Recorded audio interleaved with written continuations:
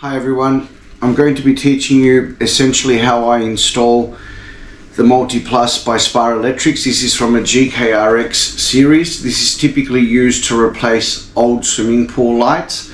Spa Electrics is probably one of the more popular brands. It's been used for a long time here in Australia. So let's get to it. We'll open the box.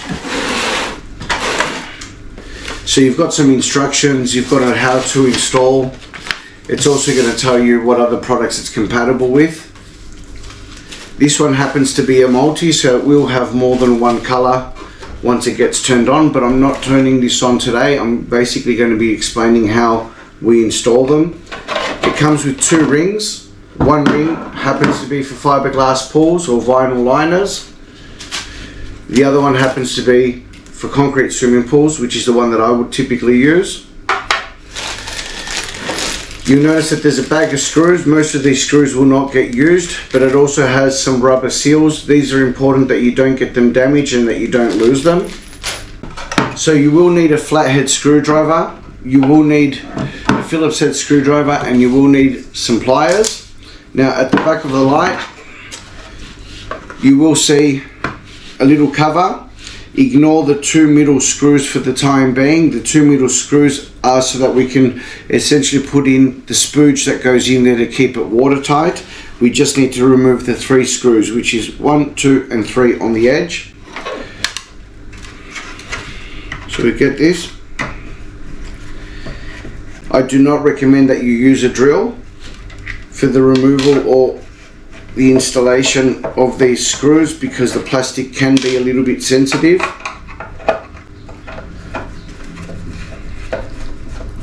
Now, I would normally recommend that you replace the cable that's in the swimming pool because the old ones tend to be old, a little bit brittle, they might be cracked. You will notice that there is already a pre-installed seal. Now this seal might do for the cable that you need, but it's the reason why that you've got additional options. Now the other thing you'll notice is it won't matter, there is no positive or negative here. So you just open these up enough using the flathead screwdriver.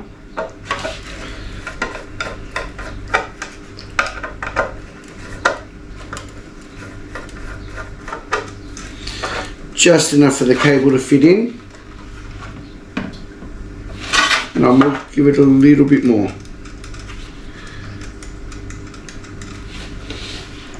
Now I've got a cable here that I'm going to use, and the reason why I'm using this cable is I'm going to be installing this light tomorrow. So we take off normally about 1/2 inch to 1 inch. Just put it in the pliers, squeeze it. Reveal the two cables,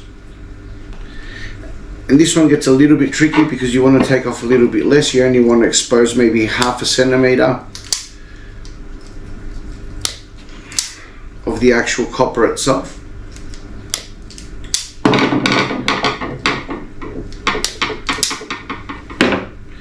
And this one might need a little bit more.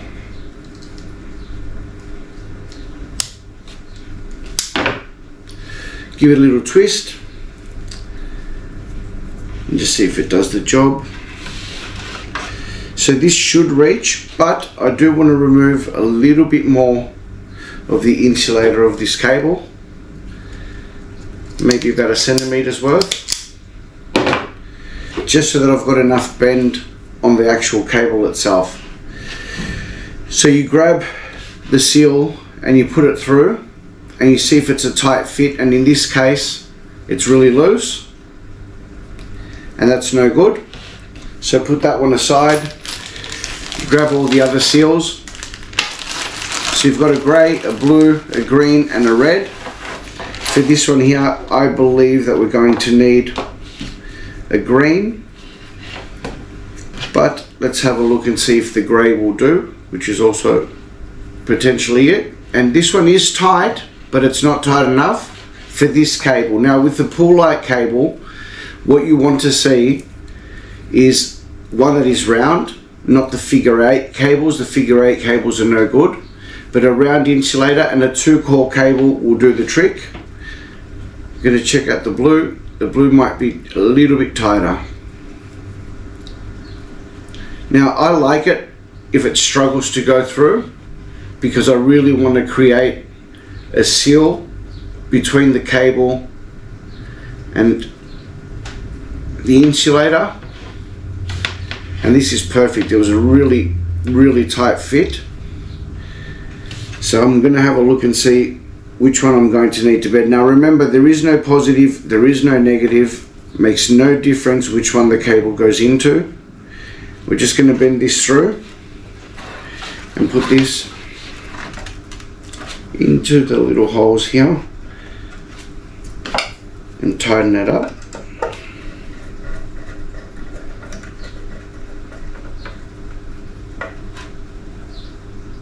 Alright, that one's good.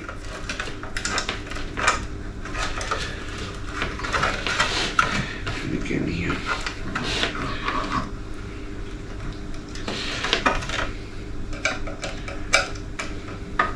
Can be a bit fiddly, but once you get used to it, you're fine. Only a little bit tight, doesn't have to be super tight. And like I said, you don't want to be using a drill. There is a little groove that these little sealers fill into.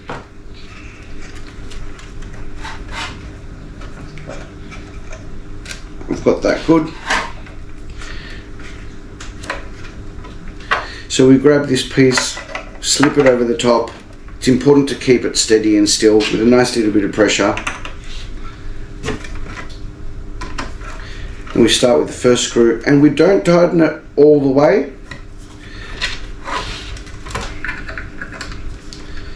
We can do the real tightening just after.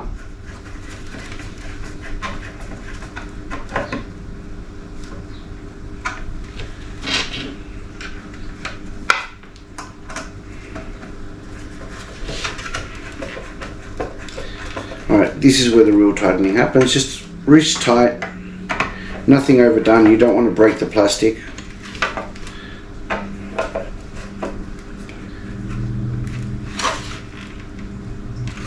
Nice and easy.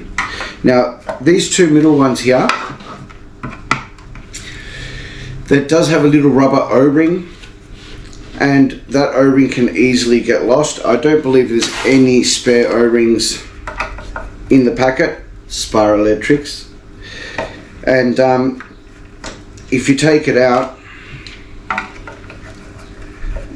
making sure that you keep the O-rings safe, which are just in here. Don't know if you'll be able to see them. Now I've kept the spooge, I should call it, which is what I do call it, in my pocket because it's important to keep this warm. Essentially, I believe this is a lanolin sealant, which it's got it right here. And once it gets cold, it gets hard, so I keep it in my pocket in order to keep it melting. I just hold it steady.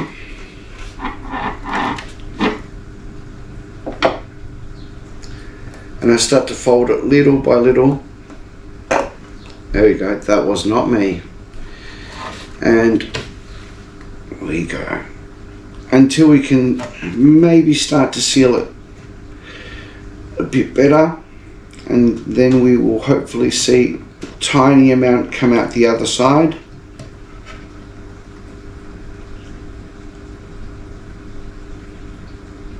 There we go. Maybe a bit too much, but that's okay. It happens. The way I like to do it is I like to put the screw in the part where it came out first.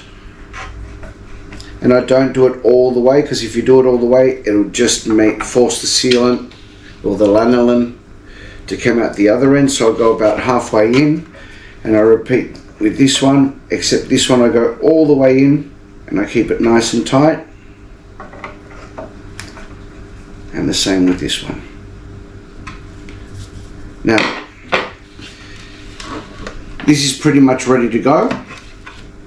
What you need to do now is put the cable through, and then this one here will lock in, and I'll show you that in just a moment. Okay, so once you've got your cable connected, it goes through here. You've got a screw right here. you grab your Phillips head screwdriver, chuck that in. Now, at the bottom here you've got a little tab. That tab would fit underneath. You line that up nicely and you clip it in, and then you reinstall the screw back here. We like to leave a length of cable, so normally you'll find around 600 millimeters to a meter worth of cable. Before I give you that explanation, you also strip the other side of the cable that goes into the transformer. The bottom of the transformer, you'll have 2 screws. You undo them, throw the cables in, tighten them up, all done. We normally leave around 600 mil to a meter of cable. What you need to do is have that cable sticking out through the wall, and this is so if you ever need to replace your light or do any repairs, you can do it without having to empty out the water. You do a nice little tight coil behind the light, just as I'm doing right now. Once that's in, find your tab, give it a nice twist up. That tab right there goes in, and then you put it back into the light, clips in, grab your screw, put it back in here, and you should be able to tighten that up. It should not be a hard, tight fit. It should go in fairly gently, and that's it. The pool light is in the ring. Now the ring can stay permanently into the wall even if you ever have to replace the light. Now one thing that normally happens is when pool water goes in, it will sometimes eventually go green. When that pool water goes green, it sometimes gets in behind this lens.